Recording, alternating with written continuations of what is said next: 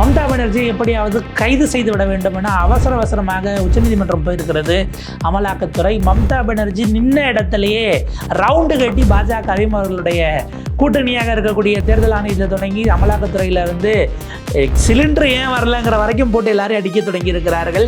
மேற்கு வங்க களம் பரபரப்பாக இருக்குது. இதை விட மிக முக்கியமாக பாஜக அறிவித்த கேண்டிடேட்டை எதிர்த்து பாஜக அலுவலகத்தை பாஜக தொண்டர்களை அடித்து உடைத்து நொறுக்கி போராட்டம் செய்யக்கூடிய விஷயமும் இன்றைக்கு பேசுபொருளாக மாறி இருக்கிறது. என்ன நடக்கிறது, பின்னணி என்ன, மேற்கு வங்க தேர்தல் எப்படி போகும், விரிவாக அலசுகிறது செய்தி தொகுப்பு.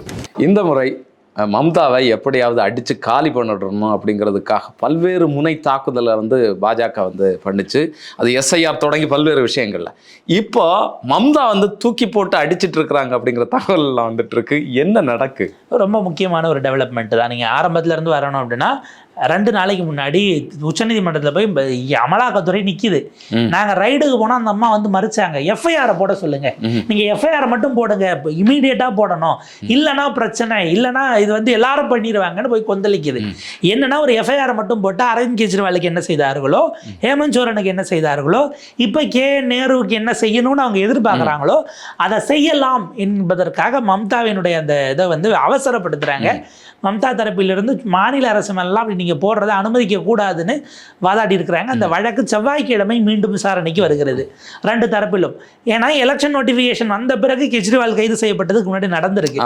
மம்தாவை கைது பண்ணாங்கன்னா மேற்கு வங்கம் அதோட ரணகலம் ஆயிடுங்கிறத தாண்டி மம்தாவை அட்லீஸ்ட் எலெக்ஷன் நேரத்தில் பிரச்சாரத்துக்கு போக விடாமல் கூப்பிட்டு விசாரணை கொடுத்தாலே அப்படி ஒரு முயற்சி யாராவது பண்ணலாமான்னு, அது தெரிஞ்சோ தெரியாமலோ அதில் கையை வச்சாங்கன்னா அது பார்த்தீங்கன்னா டிரான்ஸ்ஃபார்மர் தாண்டி அது ஹை டென்ஷன் உயர் அழுத்த மின் கோபுரம். அது அவங்க அப்படி தெரியாமல் ஒருவேளை அமலாக்கத்துறை அதிகாரிகள் சந்தோஷப்படுவார் நினைச்சு இதை பண்ணிட்டு ஏதாவது ஆயிட போகுது அப்படிங்கிறது தான் கவனமாக. கடந்த முறையும் அப்படி ஒரு சிக்கலாச்சு. மம்தா பானர்ஜி தோத்துருவாங்க அப்படின்னு எதிர்பார்க்கப்பட்ட நிலையில அடிச்சு கிளப்பிட்டாங்க. இப்பவும் இவர்கள் கொடுக்கக்கூடிய நெருக்கடி மூலமாக மம்தாவுக்கு இருக்கக்கூடிய பேர் இன்னும் கூடிட்டு இருக்கோ அப்படிங்கிற எண்ணம் தோணுது. ஏன்னா மம்தா எதற்குமே அவங்க அவர் அடங்கி போறது அப்படிங்கிறதுல ஒரு டோன் டவுன் பண்றதுங்கிறத தாண்டி அவங்களுடைய ஆவேசம் நாளுக்கு நாள் கூடிக்கிட்டு இருக்கு. இப்போ நேற்று கேட்குறாங்க, மோடி பெங்காலை பிடிக்கிறது இருக்கட்டும், முதல்ல இங்கே இருக்கக்கூடிய ஏழைகளுக்கு பெண்களுக்கு வீட்டுக்கு சிலிண்டர் கொடுக்க முடியுது அவங்களால?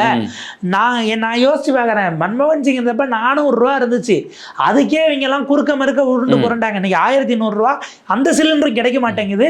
எங்கள் வீட்டு ஏழைகள் பெண்களுடைய வீட்டுக்கு அடுப்பு எரிய வைக்கிறதுக்கு வழி இல்லாமல் பசியில் போடுற அளவுக்கு நீங்கள் தோற்று போயிட்டீங்க. சிலிண்டர் வாங்கி நாட்டுக்கு கொடுக்கறது முக்கியமா, பெங்காலில் ஜெயிக்கிறது முக்கியமா அவங்களுக்குன்னு நேற்று அந்த அம்மா ஒரே பிரச்சாரம் தான். பெங்கால் மட்டுமே பார்த்தீங்கன்னா இப்போ மற்ற ஊரில் இருக்கிறவங்களாம் பசியில் போகலாமா, பெங்காலுக்குமே நீங்கள் கொடுக்கலையே அப்படிங்கிறதாக போட்டிருக்கிறாங்க. இதில் பாஜக உள்ள என்ன சிக்கல் அப்படின்னா 2 தொகுதிகளில் பெரிய தகராறு. என்னன்னா அறிவித்த வேட்பாளரை ஏற்றுக்க முடியாதுன்னு அவங்க கட்சிக்காரங்களே உள்ள போந்து பொருளெல்லாம் அடிச்சு உடைச்சி அதை நெருப்பு வச்சு கொளுத்தி புதிய வேட்பாளர்னு அவருக்கு பேனர் கண்டர்லாம் அவங்க ஆள் கட்டியிருப்பாங்கல்ல, பேனரு துண்டு பிரசுரம் எல்லாத்தையும் எடுத்து போட்டு கொளுத்தி ஏதோ போகி கொண்டாடுற மாதிரி எல்லாம் அங்கே போய் கத்திக்கிட்டு இருக்காங்க. இதை அப்படியே வீடியோவாக எடுத்து மம்தா பானர்ஜி தரப்பு எடுத்து இறக்கி விட்டுட்டாங்க. அலிப்பூர் துவார் அப்படிங்கிற பகுதியில் பிஜேபியினுடைய கேண்டிடேட் அவருக்கு எதிராக அவங்க என்ன சொல்றாங்க, மம்தா பானர்ஜிக்கு வேண்டப்பட்டாலே இதுக்கு முன்னாடி வரைக்கும் அந்த கட்சியில் இருந்தான், இவனுக்கு எப்படி நீங்க கொடுப்பீங்க அப்படின்னு இந்த தரப்பு அதை அரசியலாக்கி நாங்கள் பரம்பரை பாஜக எங்கேயோ இருந்து வந்தவனுக்கு நீ எப்படி கொடுப்ப அப்படின்னு எதிர் தரப்பு போட்டு ஆஃபீஸையே கொளுத்திருச்சு, சொந்த ஆஃபீஸை. இதே போல் மல்பசார் அப்படிங்கிற இடத்துல இதே கூத்து நடந்திருக்கு. இதில் என்னன்னா அவங்க எரிச்சது போனது வந்ததெல்லாம் அங்கே லோக்கல் மீடியா எடுத்து அடிச்சு எடுக்குது. நேஷனல் மீடியா அதை பெருசாக டச் பண்ணாமல், ஏன்னா பாஜக காரங்களே பாஜக ஆஃபீஸ் அடிச்சாங்க அப்படின்னு பெருசாக டச் பண்ணாமல் இருக்காங்க. ஒரு இடத்துலலாம் ஆண்கள் பெண்களுமா போய் எல்லாம் அந்த வேட்பாளரை நாங்கள் புறக்கணிக்கிறோம்னு ஆஃபீஸ் வாசலில் தர்ணா உட்காந்துட்டாங்க. கட்சி ஆஃபீஸ் வாசலில் எங்களை தாண்டி உள்ளே போகக்கூடாது, நீ இந்த அலுவலகத்துக்குள்ளே வரக்கூடாது, பேரை வாபஸ் வாங்குற வரைக்கும் நாங்கள் இந்த இடத்த விட்டு போக மாட்டோம்னு கட்சிக்காக நாங்கள் உழைத்தவர்கள்ட்டு ஆண்கள் பெண்களாக எல்லாம் உட்காந்து சொந்த ஆஃபீஸ் வாசல் முன்னாடியே மாவட்ட அலுவலகத்தில் கட்சி ஆஃபீஸ் வாசலில் தர்ணா அப்படின்ட்டு இருக்காங்க. அவங்களை கலைக்க முடியாமல் ஒரு பெருஞ்சிக்கல் அப்படிங்கிறது ஓடி. இப்போ சமீப நாட்களில் இந்த எஸ்ஐஆர் பிரச்சனையில் தேர்தல் ஆணைய அலுவலகத்தை எல்லாம் அடித்து உடைச்சாங்க. இந்த அலுவலகத்தை அடித்து உடைச்சிருந்தது வந்து மேற்கு வங்கத்தில் மட்டும்தான் நடக்கும் போது. அது மேற்கு வங்கத்துக்கே ஒரு மிக மோசமான ஒரு முன்னுதாரணமாக நம்ம எடுக்கணும். தமிழ்நாட்டுக்கு ஒரு மோசமான முன்னுதாரணம் இருக்குது. இது வரைக்கும் ஏதோ காரணங்களுக்காக இந்தியா முழுக்க தேர்தல் நிப்பாட்டப்பட்டிருக்கு. மாவோயிஸ்ட் அட்டாக் அப்படிம்பாங்க, கொண்டு போன அதிகாரிகளை கடத்தி கொண்டு போயிடுவாங்க, இந்த மாதிரியான சிக்கல்கள் இருக்கும். மதக்கலவரம் ஏதாச்சும் வந்து பதற்றமான சூழல் இருக்கும், துணை ராணுவ படை வர தான் இருக்கும். ஆனால் இவங்க இறக்குற பணத்தை எங்களால் தடுக்க முடியல, பணம் ரொம்ப தனியாக போகுதுன்னு தேர்தலை நிப்பாட்டிய வரலாறு என்பது ஒரு மோசமான வரலாறு தமிழ்நாட்டுக்கு உண்டு. அதே போல் மேற்கு வங்கத்தில் நீங்கள் கடந்த 40-50 ஆண்டுகள் எடுத்துக்கொண்டாலும் தேர்தல் வன்முறை இல்லாமல் ஒரு தேர்தல் நடப்பது அப்படிங்கிறது ரொம்ப அரிதான ஒரு விஷயமாகத்தான் தொடர்ந்து இருந்திருக்கிறது. அது ஒரு பிரச்சனைக்குரியதும் கூட. பொதுமக்கள் எப்பவுமே இருக்கும் அப்படிங்கிறது கம்யூனிஸ்ட்கள் இருந்த காலத்திலும் சரி. நீங்க அதுல என்ன சிக்கல்லாம் அப்படி ஒரு பேட்டர்னுக்குள்ள அப்படி வளர்ந்துட்டாங்கன்னா அவங்கள தோக்கடிக்கணும், நீங்க அவங்களோட அதிகமா வன்முறை பண்ணணுங்கிற இடம் வருது. இப்ப இந்துத்துவா பேசுறவங்க பாஜக தலைமை பொறுப்புக்கு வராங்கன்னா அத்வானி பேசினார். அத்வானியை விட மிக கடுமையாக, வாஜ்பாயை விட மிக கடுமையாக பேசின மோடி தான் அவரை ஜெயிக்க முடிஞ்சது. இவரை விட மிக கொடுமையான விஷயத்துல கூர்மைப்படுத்தி பிளவுவாதத்தை பேசுற யோகி தான் நாளைக்கு இவரை ஜெயிக்க முடியுங்கிற சூழல் வருது. யோகினா அவரை விட எல்லாத்தையுமே கூர்மைப்படுத்திட்டே இருக்கிறாங்க. கூர்மைப்படுத்துறது முன்னாடி இருந்தவங்களை தூக்கி சாப்பிட்ற அளவுக்குங்கிற மாதிரி அந்த வன்முறை என்பதை ஒரு அரசியல் கலாச்சாரமா மாத்தினது மிக மிக வருத்தத்துக்குரியது. ஆனாலும் மம்தா பானர்ஜி அதை விடுறதாக இல்லை. ஆனா பாஜகவை எதிர்த்து இப்படிப்பட்ட துணிச்சலான நடவடிக்கைகள் தான் அவங்களுக்கு வெற்றியை வந்து தந்துட்டு இருக்கு. இவங்களை இல்லைன்னா எப்படி சமாளிக்கிறது? ஒரு பக்கம் வந்து எஸ்ஐஆர் மூலமாக தேர்தல் கமிஷன் நெருக்கடியை கொடுத்துட்டு இருக்கு. அப்புறம் வந்து இந்த இடி ரைடு, இந்த மாதிரியான விஷயங்களை வந்து எப்படி எதிர்கொள்ள முடியும்? அரசியல் ரீதியாகவும் ஒரு நெருக்கடி கொடுக்கணும். இதில் இன்னொரு விஷயம், நேற்றைக்கு 19 முன்னாள் நீதிபதிகள், உயர் நீதிமன்ற உச்ச நீதிமன்ற நீதிபதிகள் தலைமையில் குழு தனித்தனியாக தீர்ப்பாயங்களை அமைத்திருக்கிறார்கள். இந்த எஸ்ஐஆரில் நீக்கப்பட்டவங்களாம் போய் அங்கே பார்க்கணும்னு உச்சநீதிமன்றம் சொன்னதை அடுத்து அந்த 19 நீதிபதிகள் அவங்கக்கிட்ட போய் நீங்கள் கொடுத்து இது பண்ணிக்கலான்னு. என்ன பிரச்சனை, அது இன்னையிலேருந்து ஆக்டிவாக வருது. அடுத்த ஒரு வாரத்துக்குள்ளே அவங்க முடிச்சாதான் உண்டு. அப்படியே முடிச்சாலும் தேர்தல் ஆணையம் அவர்களுக்கு வாக்குரிமையை மீண்டும் கொடுப்பதற்கு சப்ளிமெண்ட் லிஸ்ட் போடுமான்னு தெரியாது. இது மாதிரியான அப்புறம் பார்த்துக்கலாம். அதாவது நீங்கள் கொடுத்தாலும் அதை நாங்கள் வாங்கி இப்படி ஓரம் போட்டுட்டு தேர்தலுக்கு வேலை செய்யவே ஆள் இல்லைங்க, நாங்கள் அதை பார்த்துக்கிட்டு இருக்கோம், பரபரப்புல இருக்கோம், நீங்கள் அப்புறம் வாங்கன்னு அனுப்பி விட்டுட்டாங்கன்னாங்கிற ஒரு பிரச்சனை இருக்கு. அப்ப இவ்வளவையும் எதிர்த்து மம்தா பானர்ஜி போராட வேண்டிய தேவை இருக்கு. அவங்க அதை விட மிக அதிகமாக கேட்கறது, இந்த எலெக்ஷனுக்கு இந்த சிலிண்டர்கள் என்றெல்லாம் நீங்க ஏன் மானியத்தில் விடக்கூடாது? போன 2024 தேர்தலில் 1737 கோடி ரூபாய் பிஜேபி மட்டும் தேர்தலுக்கு விளம்பரத்தில் தொடங்கி மற்ற இதுக்கு செலவு பண்ணது மட்டும் 2024 நாடாளுமன்ற தேர்தலில் 1500 கோடி ரூபாய் செலவு பண்ணுறீங்கன்னா பெண்களுக்கான சிலிண்டர் அந்த கஷ்ட காலத்தில் மானியத்தை நாங்கள் கொடுக்குறோன்னு சொல்லாமல் 60 ரூபா சிலிண்டரை நீங்கள் ஏற்றுறீங்க. அதையும் சிலிண்டர் கிடைக்க உங்களால் பண்ண வைக்கலன்னா உங்களுக்கு இந்த மக்களின் மீது அக்கறை கிடையாதா? இவங்களுக்கு நிதி கொடுக்கறதுனா உங்களுக்கு வலிக்குதா? மேற்கு வங்க அப்படின்னா உங்களுக்கு வந்து அந்த மாற்றான் பிள்ளைகள் மனோபாவத்தில் இருக்கா அப்படின்ட்டு கடுமையான விஷயங்கள் எல்லாம் அவங்க எடுத்து முன் வச்சு அடிச்சுக்கிட்டு இருக்காங்க. அடுத்து பார்த்தீங்க அப்படின்னா அடுத்தடுத்து திட்டங்கள் தானே முன்கூட்டியே.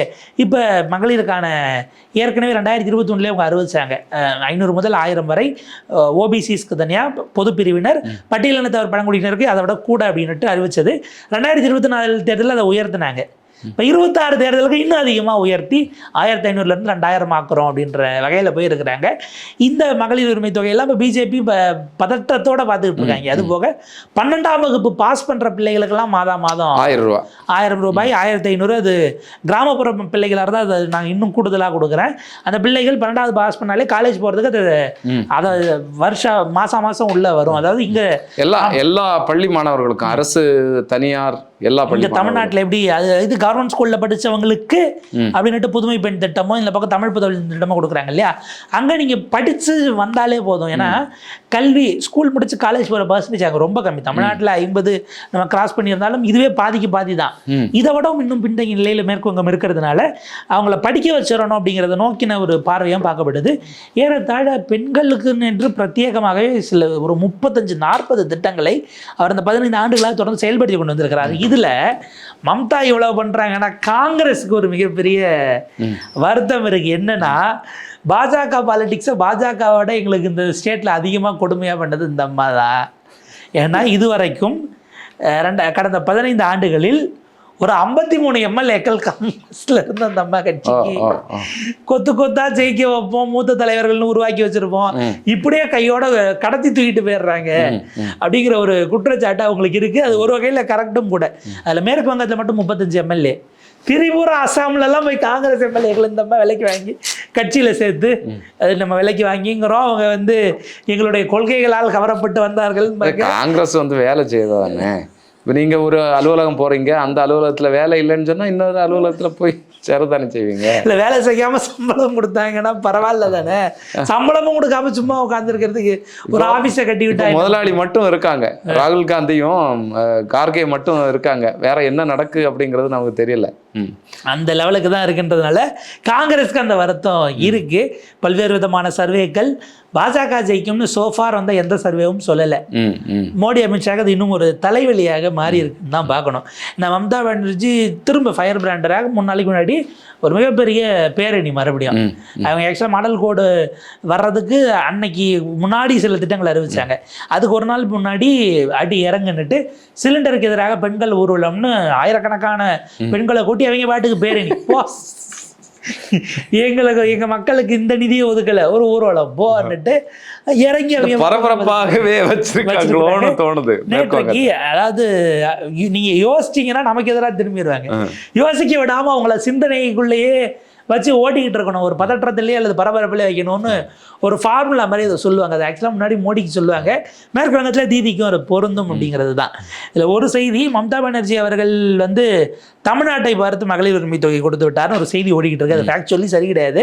ஏன்னா ஸ்டாலின் அவர்கள் 2021 மார்ச் மாதம் திருச்சியில் நடந்த மாநாட்டில் தான் அதை அறிவிக்கிறாரு.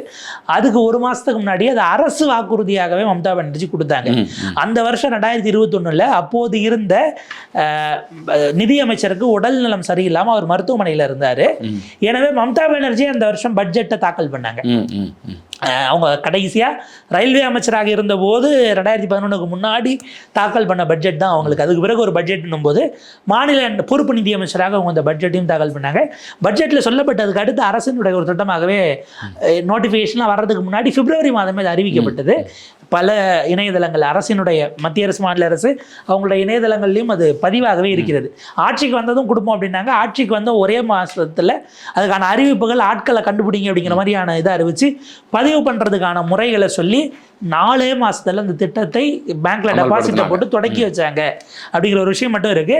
மம்தா பானர்ஜி இதில் முதல்னா அவங்களுக்கு முன்பாக அதே ஆனால் பாருங்க 2021 எலெக்ஷன்ன்றதுனால எலெக்ஷனுக்கு போன ஸ்டேட்டு தான் அது அவங்க ஏறத்தாழ ஒரு வருஷம் முன்னாடியே அறிவிச்சாங்க. 2020 அஸ்ஸாமில் அது அதுக்கு முன்பாக அறிவிக்கிறாங்க. அப்போதைய முதலமைச்சராக அங்கே இருந்த அவரும் பாஜக காரர் கிடையாது. இப்போ ஹிமந்த் பிஸ்வா சர்மா எப்படி பாஜக பரம்பரை பாஜக காரர் கிடையாது. ஹிமந்த் பிஸ்வாஸ் எப்படி காங்கிரஸ் வந்தாரோ அந்த மாதிரி அஸ்ஸாம் கன பரிஷத்துல இருந்து வந்தவர் தான் அப்போதைய பாஜக முதலமைச்சர் சர்பானந்த சோனோவால். அவர் இப்போ மத்திய அமைச்சர் ஆகிட்டு அதுக்கு பிறகுதான் ஹிமந்த் பிஸ்வாஸை கொண்டு வந்தாங்க. அவர் 2020 அதை முதலமைச்சர் அறிவித்து பணத்தையே கொடுத்துட்டாங்க. ஒரு வருஷம் பணத்தை கொடுத்துட்டு தான் போனாங்க. இதுக்கும் முன்பாக பார்த்தீங்கன்னா கோவாவில் கொடுக்கப்பட்டது மகளிர் உரிமை தொகை. அது ஏறத்தாழ 2015க்கு பிறகுல இருந்தே மனோகர் பாரிக்கர் அவர்கள் பீரியட்லேயே இல்லை அவருடைய அந்த இறுதி காலம் ஒரு நோய்வாய்ப்பட்டு உயிரிழந்தார். பட் அந்த சூழலில் பாரிக்கர் பீரியட்லேயே அது ப்ரப்போஸ் பண்ணப்பட்டு கொடுக்கப்பட்டது.